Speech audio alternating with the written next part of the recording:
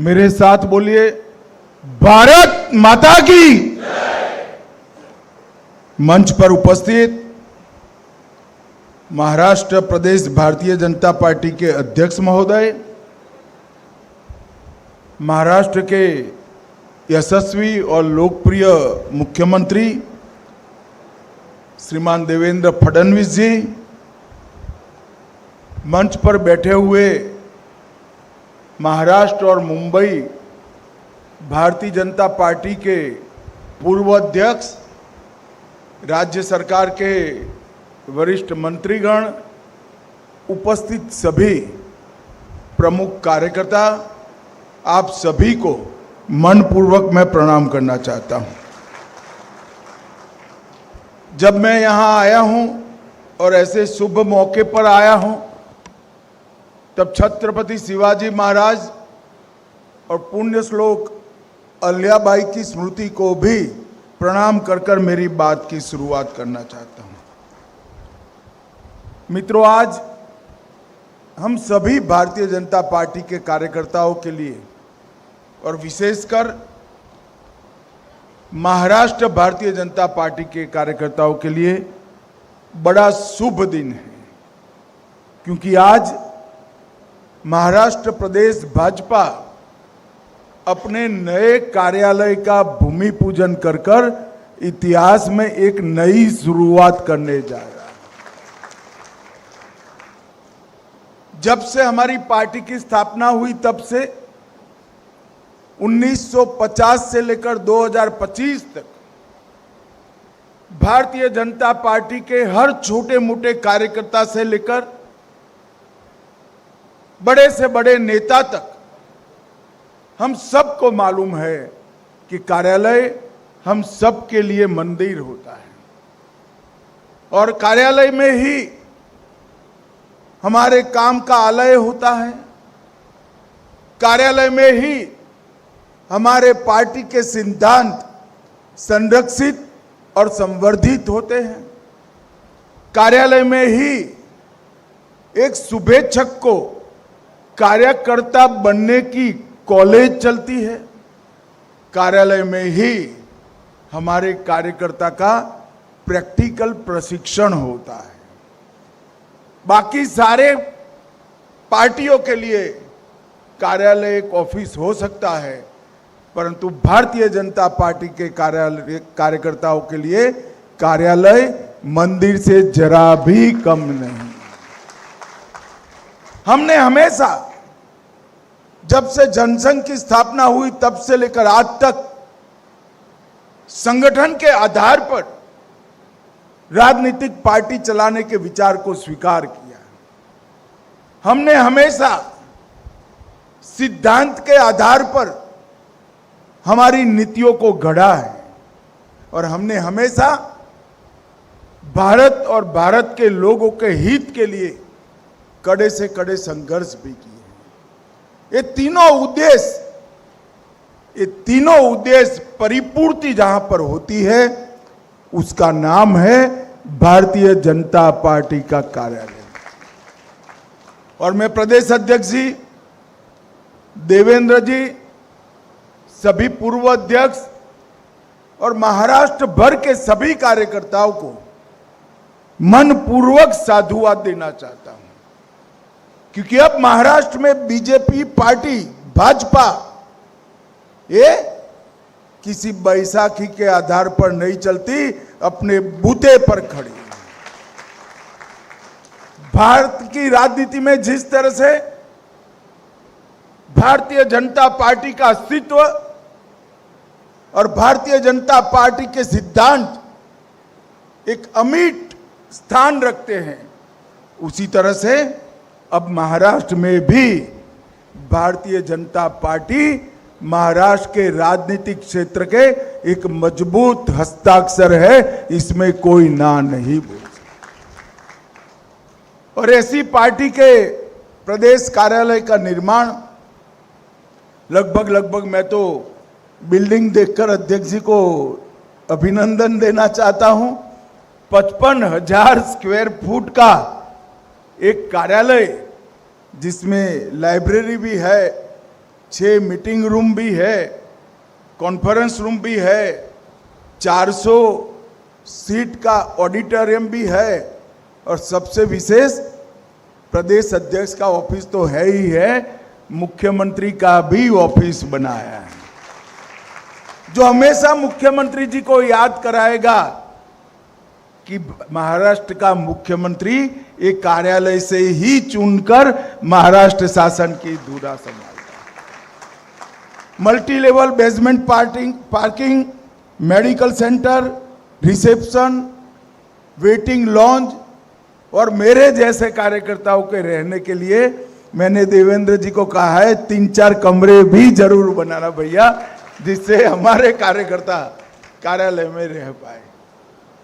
मित्रों, मुझे बहुत आनंद है कि महाराष्ट्र प्रदेश भारतीय जनता पार्टी न केवल महाराष्ट्र में मजबूत हुई, महाराष्ट्र प्रदेश भाजपा ने अपनी परंपराओं को भी याद रखा है और इस स्मरण को अपनी कृति से साबित करने का भी काम किया है। यही भूमि है जब जनसंघ के जनता पार्टी के विलय के बाद भारतीय जनता पार्टी बनी 1980 में, तब अटल जी ने कहा था अंधेरा छटेगा, कमल खिलेगा। और मित्रों, आज देखिए वो 1980 से 96 में ही हम हमारे प्रधानमंत्री अटल जी को प्रधानमंत्री बनते हुए देखे, और 11 साल से लगातार 3 बार चुनकर नरेंद्र मोदी जी भारत के प्रधानमंत्री बने। एक प्रकार से करीब करीब 18 साल तक भारत का नेतृत्व भारतीय जनता पार्टी के कार्यकर्ताओं ने किया है। भारत का प्रधानमंत्री भारतीय जनता पार्टी का नेता बना है। ये हम सब के लिए बड़े गौरव की बात है। मगर इस क्षण पर मैं जनसंघ के लेकर आज तक जो इन कार्यकर्ताओं ने एक कठिन पथ को पार करने का काम किया, जिन नेताओं ने जबरदस्त अभाव के बीच में काम कर कर पार्टी की मजबूत नींव डालने का काम किया, पार्टी के विचारों के वटवृक्ष के बीज को बोने का काम किया, और बीज से लेकर वटवृक्ष तक वो पौधा खड़ा हो जाए, बड़ा वटवृक्ष बने, तब तक अपने पसीने से सींचने का काम किया। वो सभी कार्यकर्ता नेताओं को हम सब की ओर से मैं मनपूर्वक प्रणाम करना चाहता हूं। मित्रों, भारतीय जनता पार्टी, मुझे भी पार्टी का अध्यक्ष बनने का मौका मिला है। आज मीडिया के लोग यहां बैठे हैं, मैं उनको बताना चाहता हूं कि भारत में एकमात्र राजनीतिक दल ऐसा है जिसका नाम भारतीय जनता पार्टी है, जहां बूथ का अध्यक्ष पार्टी का राष्ट्रीय अध्यक्ष बन सकता है, और मैं उसका उदाहरण हूं। 1981 में मेरी भारतीय जनता पार्टी की यात्रा एक बूथ के अध्यक्ष से हुई थी, और ये पार्टी ने मुझे ये महान पार्टी का राष्ट्रीय अध्यक्ष बनने का मौका दिया था। यही बताता है कि हमारी पार्टी परिवारवाद के आधार पर नहीं चलती, हमारी पार्टी लोकतांत्रिक मूल्यों के आधार पर जो परिश्रम करता है, पार्टी के सिद्धांतों पर आगे बढ़ता है, जिसके अंदर परफॉर्मेंस करने की ताकत है, वो ही इस पार्टी में बड़ा नेता बन सकता है मित्रों। और हमने ये सिद्ध कर रख दिया कि परिवारवादी पार्टियों की पॉलिटिक्स इस देश में नहीं चलेगी, पॉलिटिक्स ऑफ परफॉर्मेंस ही देश का नेतृत्व आगे संभालेंगे। और मोदी जी इसका उत्कृष्ट उदाहरण है। एक गरीब चाय वाले के घर में पैदा हुआ गरीब बालक अपने त्याग, समर्पण, सेवा और देशभक्ति के आधार पर इस देश का प्रधानमंत्री बनता है और 3-3 बार प्रधानमंत्री बनने का सौभाग्य मिलता है। यही बताता है कि लोकतांत्रिक पार्टी में हमारा विश्वास कितना दृढ़ है। और मेरा स्पष्ट मानना है, जो पार्टियां अपने आंतरिक कामकाज के अंदर लोकतंत्र को बहाल नहीं कर सकती, वो पार्टियां देश के लोकतंत्र का कभी रक्षा नहीं कर सकती, कभी रक्षा नहीं कर सकती। और परिवारवादी पार्टियों के लिए ये बहुत बड़ा मैसेज है। मित्रों, आज महाराष्ट्र भारतीय जनता पार्टी अपने नूतन कार्यालय का भूमि पूजन कर रही, उस वक्त जो बचा कुछा काम बाकी है जिला मुख्यालयों का, मेरा अध्यक्ष जी और देवेंद्र जी से अनुरोध है कि 2026 दिसंबर तय कर लो, महाराष्ट्र के 100% जिलों में भारतीय जनता पार्टी का कार्यालय बनाना चाहिए।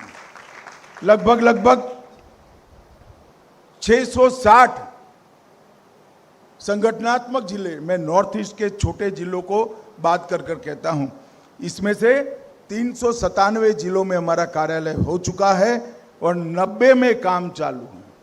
तो लगभग देश भी 100% की दिशा में आगे बढ़ रहा है। मित्रों, यही पार्टी श्यामा प्रसाद मुखर्जी, दीनदयाल उपाध्याय जी और अनेक ऐसे बड़े वरिष्ठ नेता, जिन्होंने जीवन का क्षण क्षण और शरीर का कण कण पार्टी के सिद्धांत और भारत माता की सेवाओं में लगाया, इन्हीं के पुण्य का फल है कि आज पंचायत से लेकर पार्लियामेंट तक भारतीय जनता पार्टी पूरे देश में फैली। देवेंद्र जी ने 2015 के चुनाव की याद दिलाई। मैं पार्टी का अध्यक्ष बना था और चुनाव आया था। हमने सम्मानपूर्वक समझौते की बात करी, मगर हुआ नहीं, समझौता टूटा। हम बहुत लंबे समय के बाद स्वतंत्र रूप से लड़े और महाराष्ट्र को पहला भारतीय जनता पार्टी का मुख्यमंत्री मिला। और फिर लगातार 3 बार हम देवेंद्र जी के नेतृत्व में एनडीए महाराष्ट्र के अंदर विजयी हुआ है और देवेंद्र जी आज फिर से एक बार मुख्यमंत्री बनकर हमारे सामने। मित्रों, महाराष्ट्र में भी डबल इंजन सरकार हो गई है। आप सभी को उससे संतोष होगा, मगर मुझे इससे संतोष नहीं है। डबल इंजन सरकार नहीं चाहिए, ट्रिपल इंजन सरकार चाहिए। तहसील पंचायत, जिला पंचायत, म्युनिसिपैलिटी और म्युनिसिपल कॉरपोरेशन मैं भारतीय जनता पार्टी के कार्यकर्ताओं का आह्वान करना चाहता हूं कि इतने दमखम के साथ लड़िए कि विरोधियों का सुपड़ा साफ हो जाए। दूरबीन लेकर कहीं पर वो दिखाई न पड़े, इतने प्रचंड आवेग और परिश्रम के साथ इस चुनाव को हमने लड़ना भी है और जीतना भी। देश की जनता भारतीय जनता पार्टी के स्वागत के लिए तैयार है। यही बताता है, यही महाराष्ट्र में हम 2014 में 4थे नंबर की पार्टी हुआ करते थे और आज महाराष्ट्र में हम पहले नंबर की पार्टी बनकर हो गए। और ये स्थिति देश भर की, क्योंकि हम जब सत्ता में आए, पूर्ण बहुमत के साथ हमारी सरकार बनी। पंडित दीनदयाल उपाध्याय जी के अंत्योदय के सिद्धांत को हमने जमीन पर उतारा। हमने इस देश के 60 करोड़ गरीबों के लिए घर में बिजली, गैस का सिलेंडर, शौचालय, पीने का पानी, प्रति व्यक्ति 5 किलो मुफ्त अनाज, हर व्यक्ति को 5 लाख तक की मेडिकल की सुविधाएं, न जाने कितने उपहार देकर गरीबों का जीवन हमने दुष्कर था उसको सुलभ बनाने का काम किया है। देश का अर्थतंत्र 11वें नंबर था, हम 4थे नंबर पर लेकर आए, देश को समृद्ध किया है। और मित्रों, देश को सुरक्षित करने का काम भी भारतीय जनता पार्टी के नेता नरेंद्र मोदी के नेतृत्व में। देश पर जितने भी बड़े आतंकवादी हमले हुए, करने वाले और कराने वाले दोनों को दंडित करने का काम भारत के सीमा की सुरक्षा करने वाले जवानों ने। और इसका बहुत रिसेंट नजदीक के भूतकाल का उदाहरण है ऑपरेशन सिंदूर। पहलगांव में हमारे निर्दोष यात्रियों को धर्म पूछकर मारा था। हमने धर्म पूछे बगैर जहां वो छिपे थे वहां जाकर पाकिस्तान के घर में घुसकर सफाया किया। और ऑपरेशन महादेव ने वो कांड करने वालों को भी उनकी गति की ओर आगे बढ़ाया। करने वाले भी गए, कराने वाले भी गए और पूरी दुनिया में एक संदेश गया कि भारत की सीमा और सेना इसके साथ छेड़खानी नहीं करते, वरना नतीजे भुगतने पड़ते। मित्रों, कई सारे नए विकास के आयाम मोदी जी ने गढ़े हैं। मैं तो आश्चर्यचकित हूं। आज ही हमारी दरियाई व्यापार की पूरे दुनिया भर के सभी सेक्टर की एक बहुत बड़ी समिट की शुरुआत हुई। सिर्फ हमारे पोर्ट और पोर्ट से संलग्न सारी इंडस्ट्री का जो विकास हुआ है वो देखते हैं तो भी आंखें चकाचौंध हो जाती है। परंतु इसके साथ साथ हम विचारधारा के आधार पर चलने वाले पार्टी, सांस्कृतिक राष्ट्रवाद के आधार पर हम देश को आगे बढ़ाने का प्रण लेकर चले हुए लोग। हमारे कई वादे 1950 से थे। हम 1950 से मानते थे कि अयोध्या में जहां राम भगवान का जन्म हुआ था वहां भव्य राम मंदिर बनना चाहिए। और मित्रों, वो काम भी नरेंद्र मोदी सरकार ने 2019 में पूरा किया। हम मानते थे कि धारा 370 देश की एकता और अखंडता के खिलाफ एक चैलेंज है। आतंकवादियों का वैचारिक पोषण करने के लिए ही धारा 370 हमेशा प्रेरित रहती है। वो धारा 370 को भी खत्म कर दिया। मित्रों, सीए भी लाए, ट्रिपल तलाक भी समाप्त हो गया और कुछ राज्यों ने कॉमन सिविल कोड की शुरुआत भी कर रही है। हमारे सारे वैचारिक मुद्दे मोदी जी के नेतृत्व में इस 11 साल में हमें समाप्त करें। अब आगे हमारे सामने लक्ष्य है कि 2047 में एक आत्मनिर्भर और पूर्ण विकसित भारत की रचना करना। ऐसा भारत जो आजादी की जब शताब्दी मनाई जाए तब पूरे विश्व के अंदर हर क्षेत्र में भारत सर्वप्रथम हो, ऐसा भारत का निर्माण करने के लिए आगे बढ़ना है।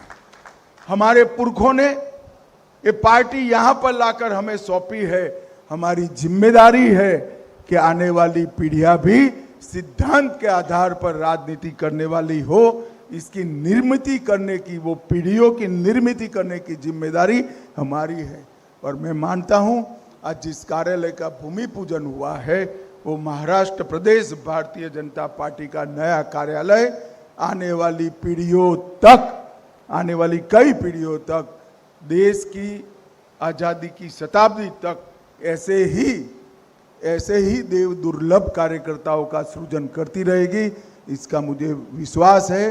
मंच पर बैठे हुए पूरा नेतृत्व और हमारे सामने बैठे हुए प्रतीकात्मक रूप से बैठे हुए लाखों कार्यकर्ताओं के प्रतिनिधि को मनपूर्वक मैं बधाई देता हूं, अभिनंदन देना चाहता हूं और आप सभी को प्रणाम कर मेरी वाणी को विराम देता हूं।